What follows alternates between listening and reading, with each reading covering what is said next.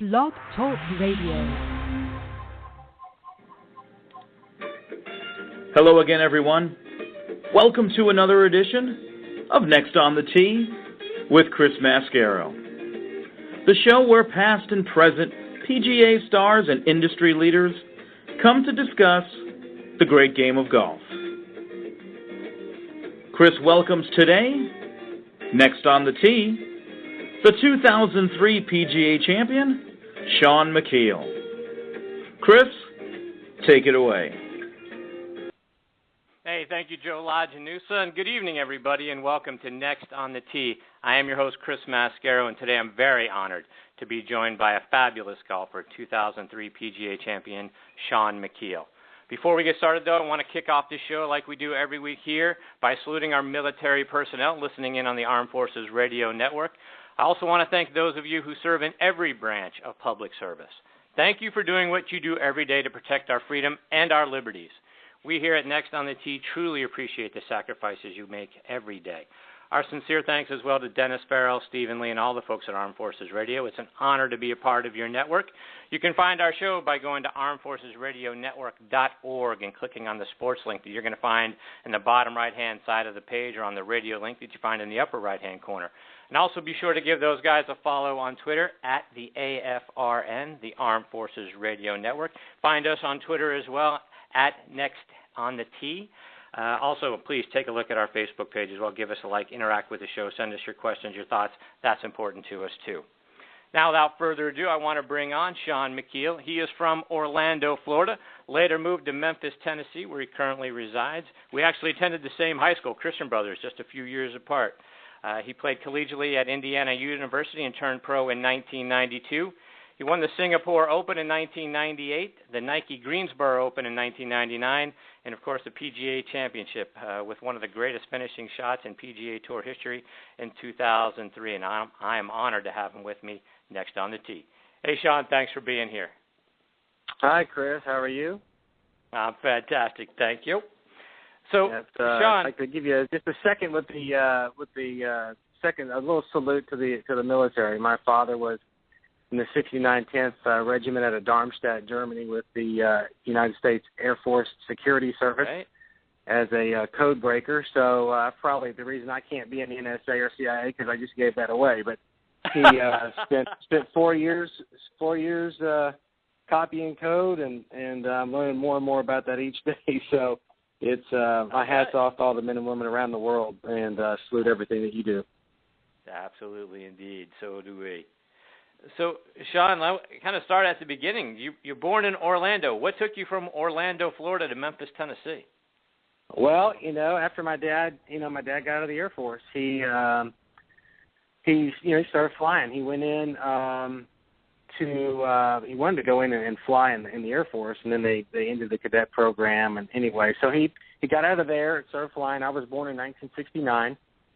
He flew for a small company in Orlando, Florida, where my sister and I were born. Sometime at the end of 1972, he decided to take a chance with a small company by the name of Federal Express, which everybody's heard of now. And he started flying for them at the end of 1972, early 73 in Little Rock. They moved into Memphis, where it's based. And when he started flying, They had 3 airplanes. They had 3 Falcon 20s. So I'd say now they're probably in excess of 600-plus aircraft. And that's, turbojet aircraft, too. That probably doesn't include any of the props that they have. But so anyway, he started with 3 airplanes. So that's how my sister and I got to Memphis, Tennessee, and I've just been here ever since. So like I mentioned, you attended Christian Brothers High School. I attended there as well for a couple of years back I was there in the early 80s. Talk about your experience at Christian Brothers. Well, I had a good experience. I went to public school, of course, and I think it just my parents decided that they wanted something a little bit better for me. Not that public education was, lax in any way. It just it was an all-male Catholic school, which was a big adjustment for me.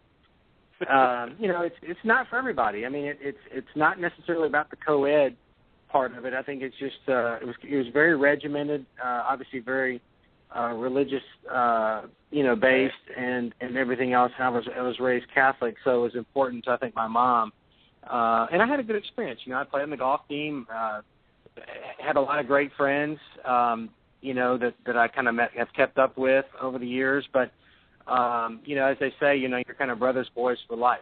And, it's all my friends that I grew up with and hung out with, that went to public school. I still maintain those relationships all through my 4 years. But, I think it was good for me. I enjoyed it. I still keep in touch with some people over there, off Walnut Grove, and but it was a good experience.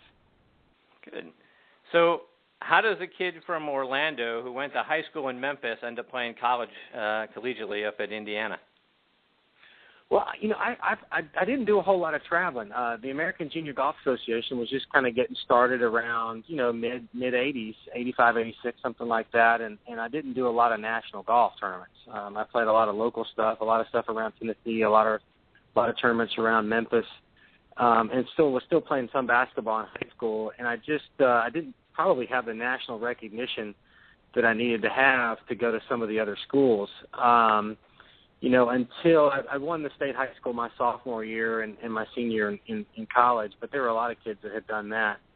It was just a national exposure that I didn't really have. And I went up to visit Indiana. I was actually going to Kentucky is where I was going. Steve Flesh and I went out. Right? He took me out on he took me out on my recruiting trip and went to see UNLV play the Cats in Rupp Arena. And I told my dad, I said, I'm sold. I'm coming here. And then something fell through with the scholarship, and I'd taken a visit to Indiana. I loved the guys, loved the school, loved the campus, and I think with some of the stuff that fell through, in Kentucky, just kind of led me towards there. But I had won the Future Masters that summer, and I could have backed out of my scholarship, and that was the time that I'd really gotten a lot of national exposure, and just decided that I was going to go ahead and honor my commitment. My father actually wanted me to go to West Point, and I'd gotten I talked to the coach a couple of times up there, and I don't think it was really for me. At the time, I just she wasn't sure I was really ready to make that commitment, and so I chose Indiana instead. But it would have been an interesting story for sure. Yeah. So talk about, so you go to Indiana, so I'm sure you played 4 years, you went through there.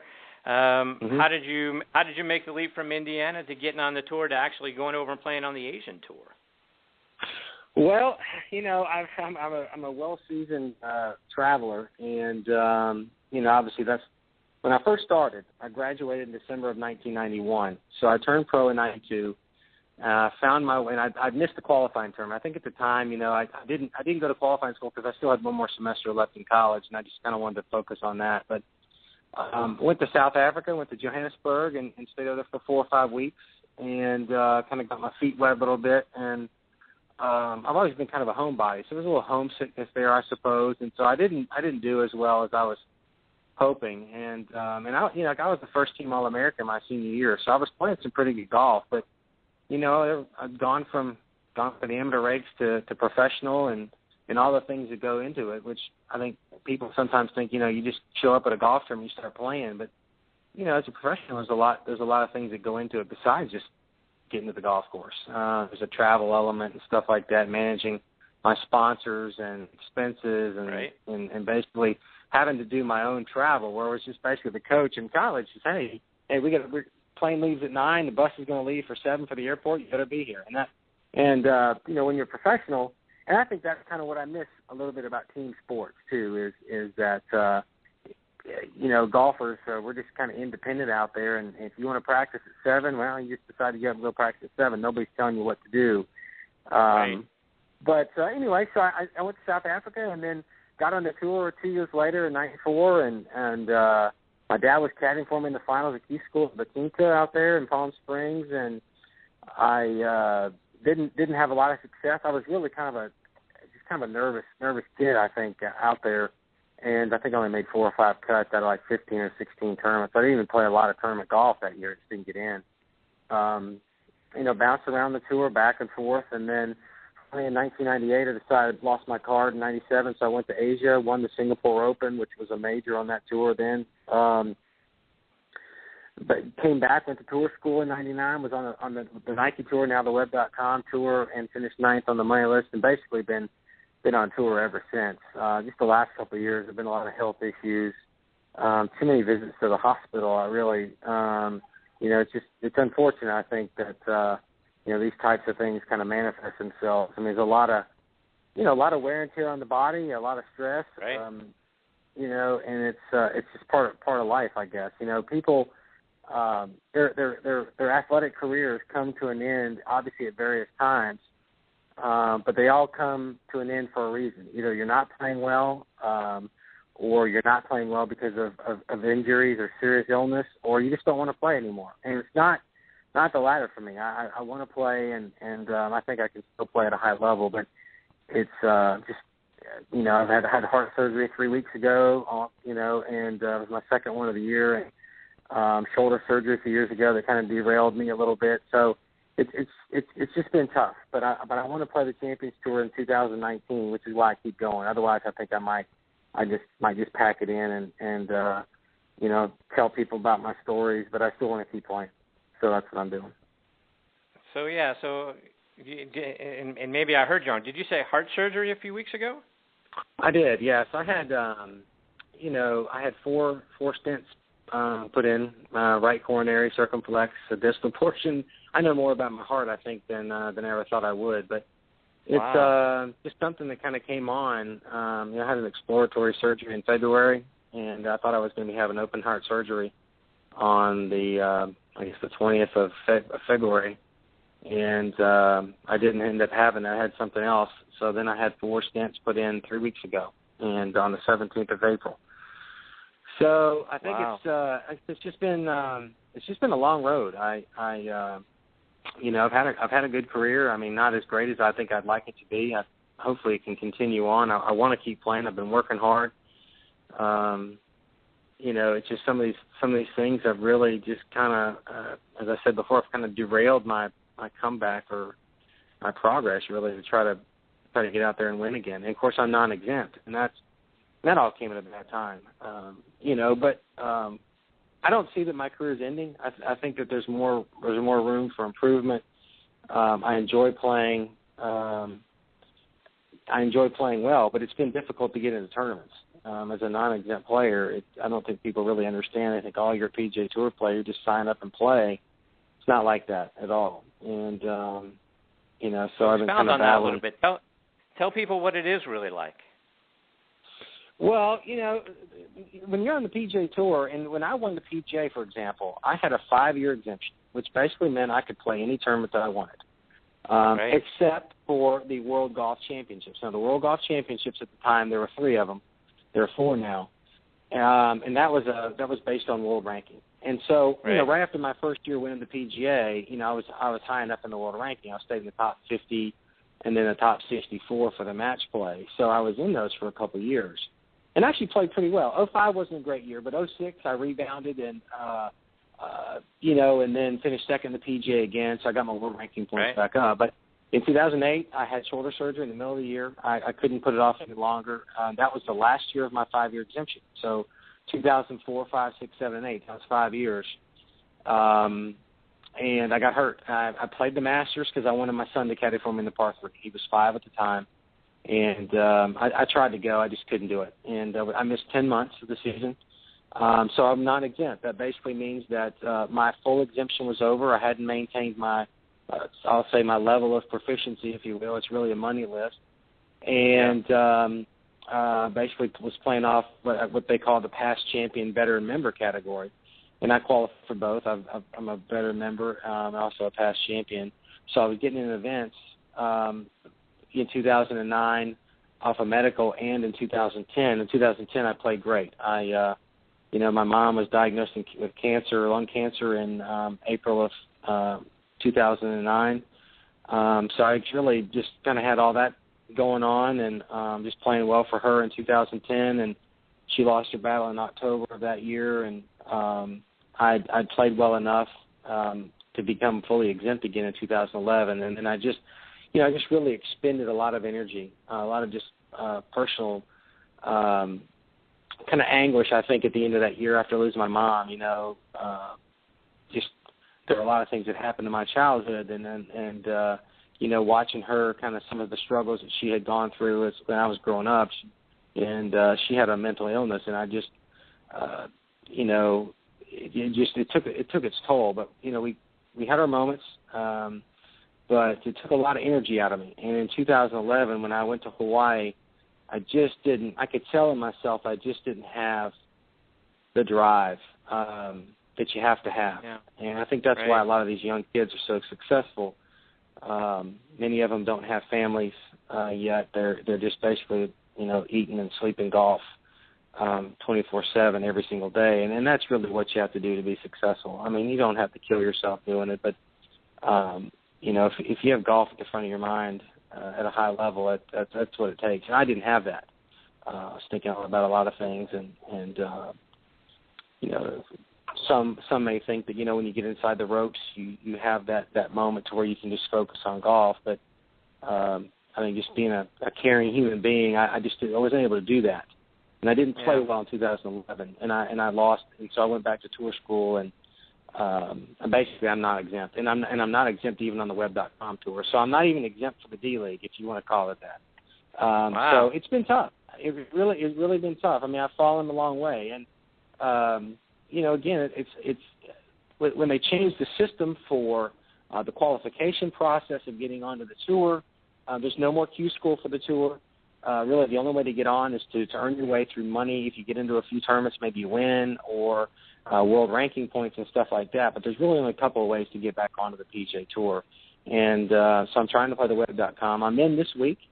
This week I'm going to be playing in Greenville, South Carolina, in the BMW Championship, which is a Pro-Am event. So much like AT&T, I'll be paired with an amateur, and I look forward to it. I look forward to each and every tournament that I get into. It's again, I want to play when I'm 50, so I keep going. And it's just been a long road.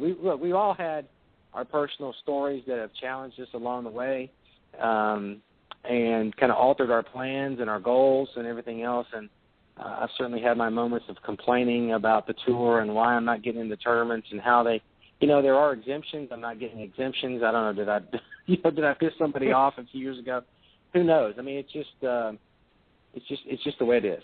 And I'm trying to earn my way back. It's golf's a humbling game. It really is. It's even when you don't have all this other stuff going on away from the golf course, it'll humble you every single day. So I keep going. I keep going. So you mentioned, the goal at this point is to get on the senior PGA Tour. So is there something that you have to do between now and the time that you turn 50 in order to be eligible to play on the senior tour?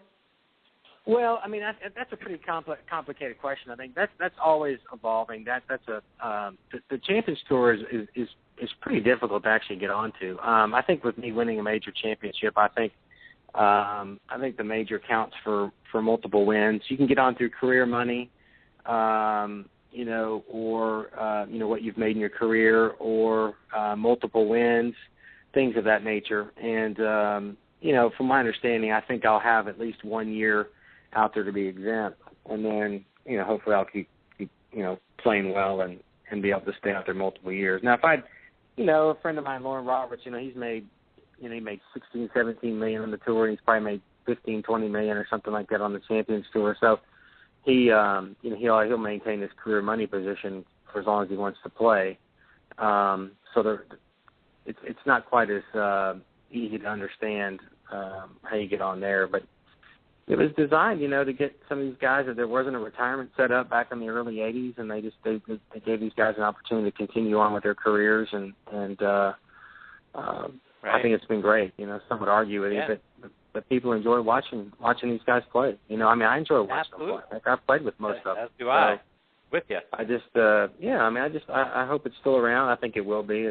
It's been great. I think for the tour, it's great for the people that enjoy, guys our age and even older. Obviously, with Lee Trevino and those guys that are still playing. So that's what I want to do. So that's why I keep plugging away. So let's step back a little bit and talk about the major and your career to this point. When you were winning on the Asian Tour and on the Nike Tour, did those victories prepare you to be able to win when you had the opportunity at the 2003 PGA? Yeah, I think so. Yeah, I mean, I needed to do some of that stuff. I needed to go to Asia to play and play at a high level. Most of the people that I was playing against, nobody had ever heard of, but I had, because it was the advent of the Golf Channel and things of that nature. So I knew how good a lot of these players were. So it really built me up. I played well, and then in '99 I continued to play well. And on the Nike Tour, finished 9th on the money list. So they had the top 15 of those guys went on to play the PGA Tour. And then I kept my card finally in 2000.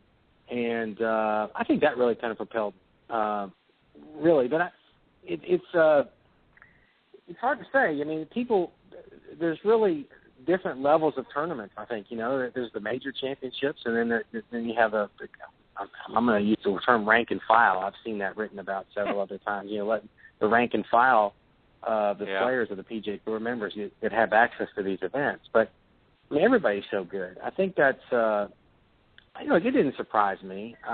You go down the list of guys that have won major championships, and do I see my name fitting in there? I mean, I see it. I guess history will judge whether my name was deservingly to be on there. But I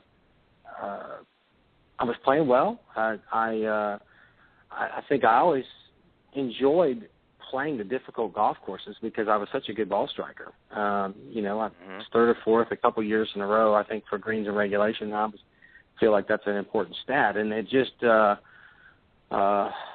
maybe there was some confidence from some of those other victories, but those wins on the other tours were really not even really up to par with the type of golf course that I faced at Oak Hill. So the major championship golf is the most difficult courses, most demanding with the best fields. And so I feel great about what I did. It's too bad that it's almost 11 years ago now, and I can relive every single shot the last day, and I do on occasion go back and revisit that. Good for you. At what point in that final round did the hair on the back of your neck stand up? Oh gosh, I would have to say probably on 15. I'd gotten to the 14th. Chad made a good birdie on 14. He hit it to a foot or something like that on the par 5, and I get to 15, and it was one of those holes that you could drive. It was a 305-yard hole or something like that. It was a hot summer day, so the ball was going. It was getting out there pretty far.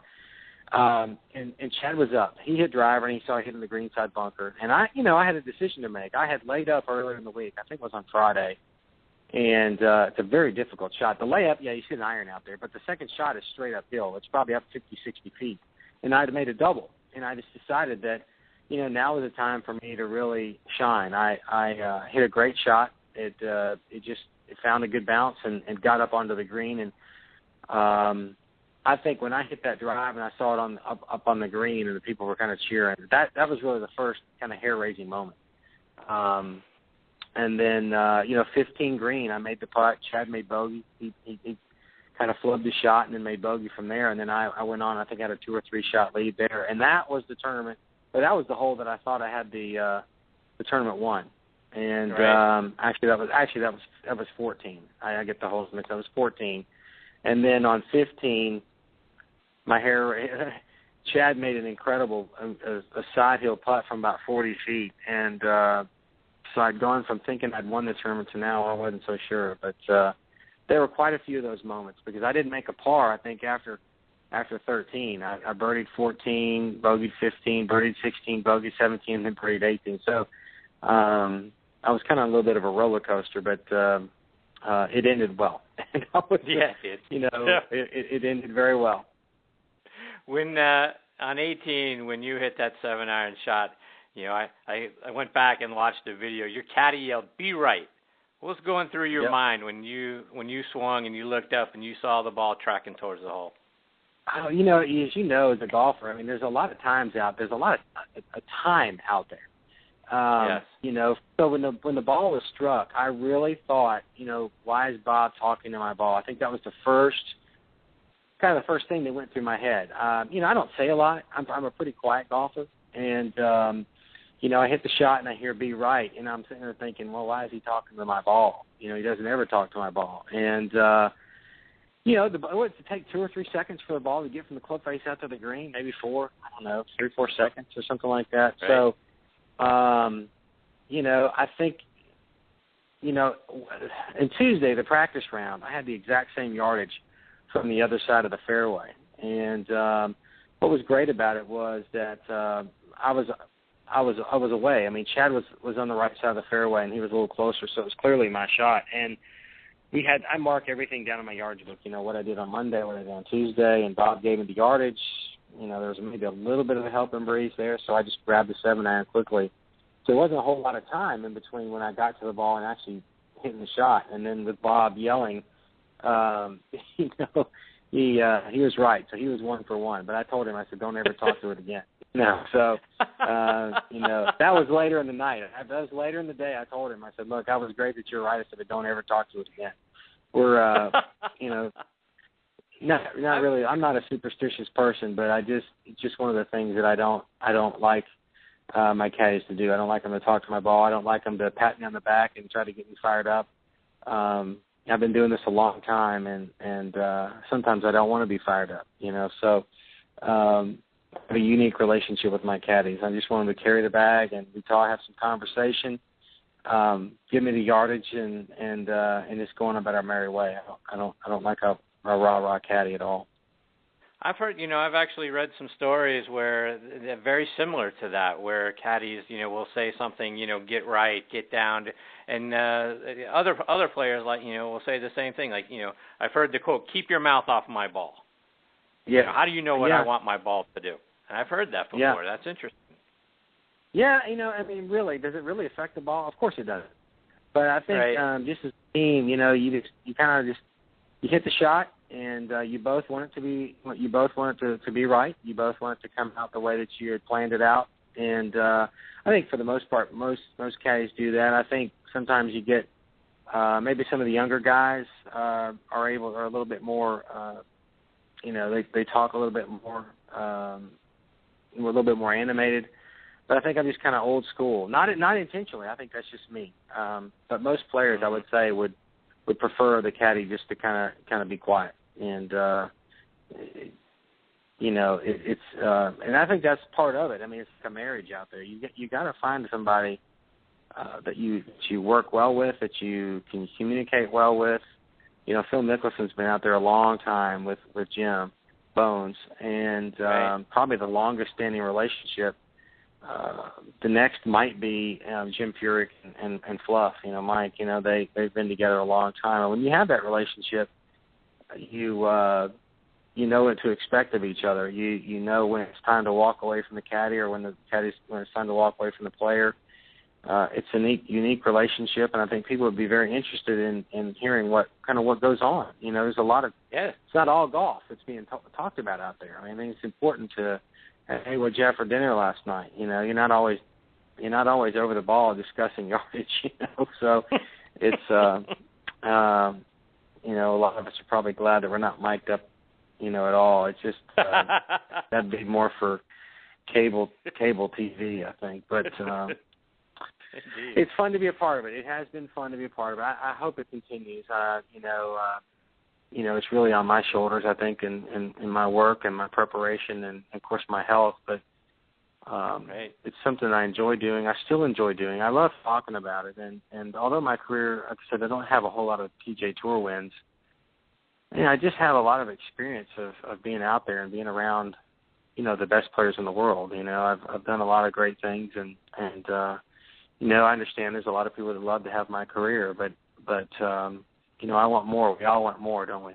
And so that's why I go to the golf course every single day when I'm home, and I hit balls and I work on my short game. And, I dream the same things. I mean, my brother-in-law is down in Palm Beach, and he's like, I saw him not too long ago, and I said, hey, I'm trying to get in tournaments. He said, look, we know you're in the PGA, so why don't you just practice from now until August for the PGA, and maybe you'll knock one of those off. He may be right. And so I think about it. I don't think about winning the BMW Championship next week. I was actually out there today thinking about having an opportunity to win at Valhalla. And that'll be my goal, and that'll be my thought process for the next 4 months. And then hopefully come August time, I'll have a chance to win at the PGA again, because I just have a great relationship and love for that championship. And I've played the course a couple times, so I know it. But we'll see what happens. But that'll be my focus for the next 4 months.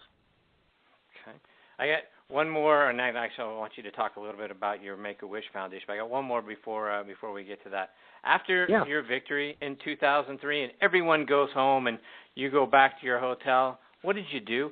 I mean, you got the Wanamaker trophy. Are you just sitting there, you staring at it? Are you sleeping with it? What are you doing with the trophy? Okay, well, here's the thing. I didn't actually get to take my trophy home.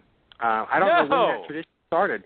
I did not get to take it home. The first time that I saw the Wanamaker trophy after I left the clubhouse at Oak Hill was maybe a month later. It might have been a little bit longer. I can't remember exactly. We had a party at Ridgeway Country Club, which is kind of where I grew up playing. And M.G. Orander, who was the president of the PGA of America at the time, brought the trophy up from Jacksonville, where he lived, and that was the first time I'd seen it. So I didn't get to bring the trophy home. I'm not sure when that started, or if I just got gypped or what. But after I left there, it was late. We're finishing it. We were playing in prime time, and it was late on the East Coast when I got done. It was probably, I don't know. I think they like to finish 6 or 7 o'clock, something like that. Right. And it was pretty dark. After all my responsibilities and pictures and speaking to the members of the club and shaking hands and doing all those great things with my wife was with me. She was 6 months pregnant, so she's out there, carrying our son around, in the 100-degree heat. And by the time we actually, I turned in my courtesy car, they took my keys, and I packed my locker up and said goodbye to all the guys in the locker room and all the members and the PGA staff and everything. They had a white limousine that was taking me and my wife, and I was using another guy's airplane. I'm a pilot, so I was flying too. So he brought his airplane up for me to fly home, and so we had to overnight. And then we went to the Wendy's drive-thru in a stretch limousine at like 9 or 10 o'clock at night. We hadn't eaten. So I'm in there ordering my usual double cheese from Wendy's, ketchup, pickle, mustard, and a large chocolate frosty. That's what I get usually. But now I have to watch it because I have a heart issue, so I can't eat that as much anymore. But that's what I had. I had from Wendy's, went to the Wendy's drive-thru, and we pulled up, and the driver, he pulled up far enough so we could order through our window, and then he pulled up far enough so we could pay, and everybody had recognized me and everything. So it was pretty cool. But that's what I did. I went back. I think I stayed at the Hilton, either the Hilton or the Hyatt downtown in Rochester, and went to bed. But I did not get the trophy, and I didn't see it again for another month to 6 weeks. Yeah. So and look, I'm going to have to say something else too. I do not have the trophy. I have a trophy that they sent to me that says PGA of America, something like Oak Hill. I haven't looked at it in a while. It's in my office. But I do not have the replica. There are replicas that people have, and here's why.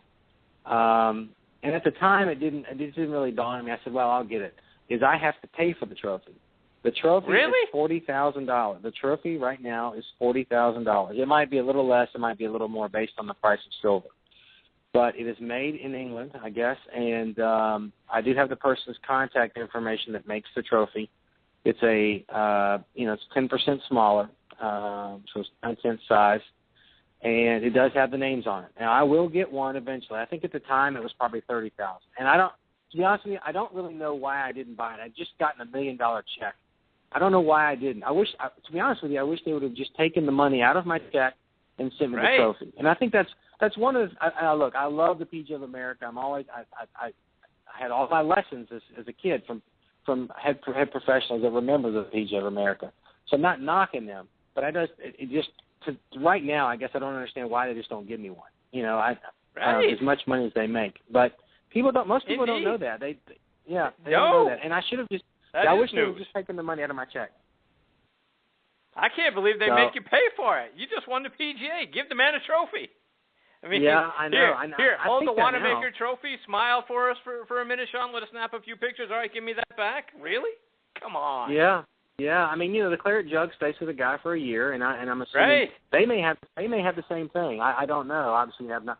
A good friend of mine, Todd Hamilton, I'll see next week. He won the 2004 British Open, so I'll have to ask him. Yeah.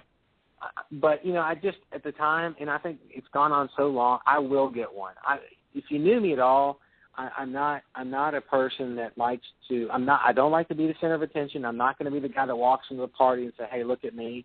I'm kind of reserved, but I don't need that. I don't need to have a big trophy sitting in my front hallway or wherever I put it to say, "Hey, look what I won." I've never been like that. I've always been a little bit not embarrassed, but I don't even really know what the right word is. To really describe how I am. Inside. I will get the trophy at some point because I think it's too important to my family. I mean, my wife had a huge part in me winning. I've known Stephanie since she was 11 years old. So we're going on 33 years of knowing each other. And she was there carrying my son was 6 months pregnant. She was 6 months pregnant with my son. So there are a lot of great reasons to have it, to bring to great memories for my kids. But I don't anticipate me, going out and buying one tomorrow. I mean, it may be when I retire. It may be something I do later on in my life for my kids. My kids are to the age that they understand what missing a cut means. They see the disappointment in my face, if I don't make the cut, and there's been quite a few lately. They understand that, and but they keep asking me, when am I going to win my next trophy? And I think to myself, my God, I just want to get into a tournament, let alone win one. So it's been tough. It's been tough to explain to them, why I haven't been playing as much on the PGA Tour, and I think they love having me home.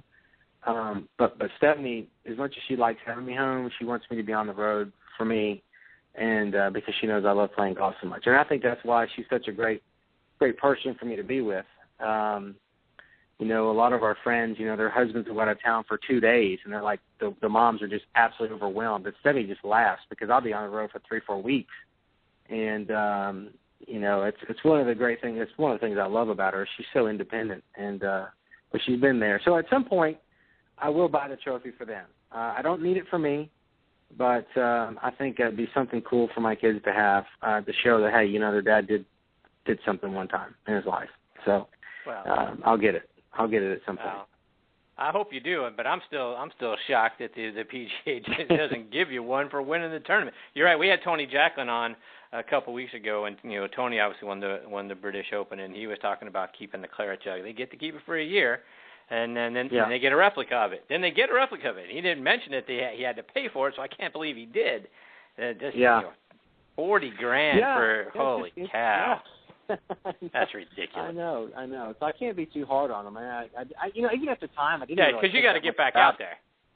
Now, Rich Beam was giving me grief. He's finally kind of stopped giving it to me because Rich won the PGA at Hazeltine in 2002. Right. And so I think he got his right away. And to be honest with you, really, why I didn't back then, I don't know. I think I had a lot going on. I hadn't won a tournament. I'd won some other tournaments around the world, but nothing of that quite magnitude. And there was new events to be in. There was my wife and I had already started buying a new house. Already we're in the process of doing that already because we wanted some more room for a son that was going to be born.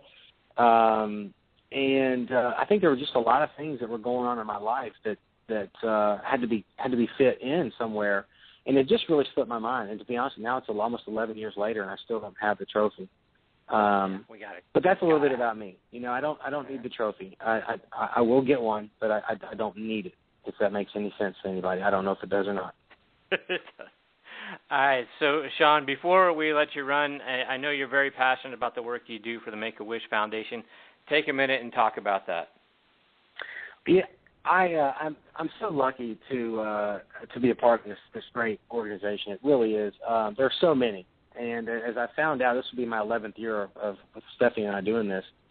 Each of these charities are competing for the same dollars. I mean, there's only so many dollars to go around, and I've just been surrounded by a great group of friends of my father that have supported this event, with me financially, and I think we've raised in 10 years. We've raised $2.2 million net. So I think that's a pretty good. It's been a good run. June 23rd is our event here, and Stephanie and I have granted a wish each and every year, and that's an incredible process. These women that I'm around that work for Make-A-Wish, just the education that they have about these illnesses that these children and these families are going through, and how they've kind of brought me in on everything. It's just been a tremendous run. I love them. I love the kids. I think even more so now that I'm a father, and I have been around a lot of these families that may eventually lose their children, and they you see a lot of that. But just the joy that Make-A-Wish brings to these families and these kids, and from trips to Disney World, to cruises, to shopping sprees. I mean, nobody's really turned away. If they're granted a wish, they get what they want. And so I'm lucky to have a tournament like I have that's supported by all of Memphis, and I look forward to it every year. It gets harder every year because I want it to keep growing. I think everybody's barometer is, okay, let's just say you made $300,000 the year before. Well, then we went on at $350 this year. And it's difficult. We've weathered the economic storm. Matter of fact, our best year, I think, was 2008 or 2009, right after the big kind of the plunge. And I think that's just a testament to the kids and to the families. It really doesn't have anything to do with me, because anybody's name could be on the event. I think just when you see the children, and we have a Make-A-Wish party at the tournament site on that Monday, so there's like 15 or 16 children come.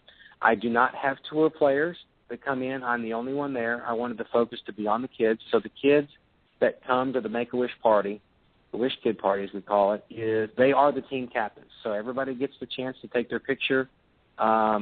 With that, you can Google Shaun Micheel Make-A-Wish, and there'll be pictures on there and interviews of me and to see some of the kids. But there are so many great charities out there, especially with St. Jude Hospital being here in Memphis, Tennessee. Right. It was a perfect fit for me, and so that's what Stephanie and I do. We focus on that, and we love it. We love it. My kids participate, and trying to get them in the civic mind, and to give and not just take, and get them to understand that some of these people are a lot less fortunate than we are, and it's been an eye-opening experience for me, but and even more so as being a dad.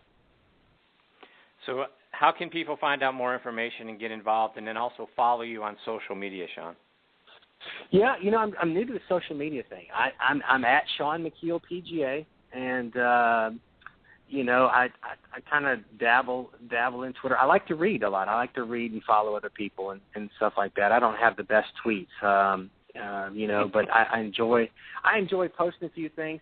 To be honest with you, what I really wanted to use Twitter, because I think people are really excited about, hey, what are you doing? What's a tour player? What's a life like? But I haven't played that much in the last year. So I really haven't been able to use really social media to my advantage. I've got some pictures of my family and stuff like that on there, which are cool. I love looking at other people's kids and stuff like that. Hey, what's going on in their lives? But I really wanted to use social media as a way to connect myself or my brand really with other people and saying, hey, look, I'm doing this. This is a new club I'm trying, or it helped promote my sponsors and things of that nature.